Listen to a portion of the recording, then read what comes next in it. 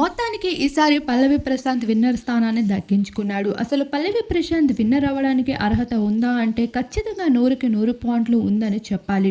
ప్రశాంత్ ఒకరు ఆటలో ఎప్పుడూ తలదూర్చలేదు. తను ఎదగాలి అనుకున్నాడే తప్ప ఒకరిని తొక్కి ఎదగాలని ఏ రోజు అనుకోలేదు. శివాజీ ఎప్పుడు తనని సపోర్ట్ చేసినందుకు అన్న అన్న అంటూ తనకి రుణపడుతూ ఉన్నాడు.